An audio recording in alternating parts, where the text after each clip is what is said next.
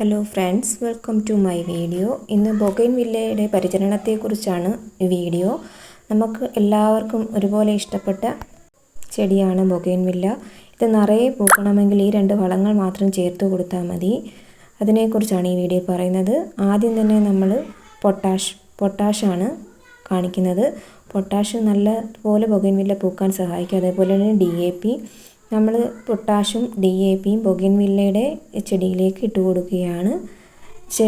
ചെടിച്ചട്ടിയിൽ മണ്ണ് അല്പം മുമ്പോട്ട് നീക്കിയിട്ട് ബൊഗൈൻവില്ലയിൽ ഈ വളങ്ങൾ 2 ഇട്ട് കൊടുക്കുകയാണ്.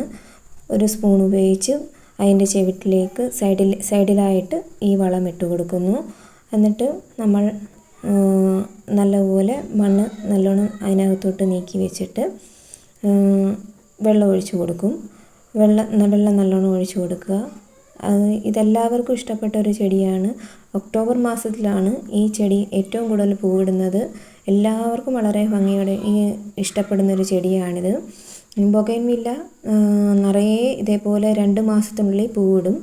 ഈ 2 വളങ്ങൾ ഇട്ട് കൊടുത്താൽ എത്ര പൂക്കാത്ത ചെടിയായാലും നല്ലതുപോലെ പൂവിടും. അതേപോലെ തന്നെ ശ്രദ്ധിക്കേണ്ട ഒരു കാര്യമാണ്, 6 മണിക്കൂറെങ്കിലും വെയിൽ കിട്ടുന്നിടത്ത് വേണം ബൊഗൈൻവില്ല വയ്ക്കാൻ. Okay friends, thank you.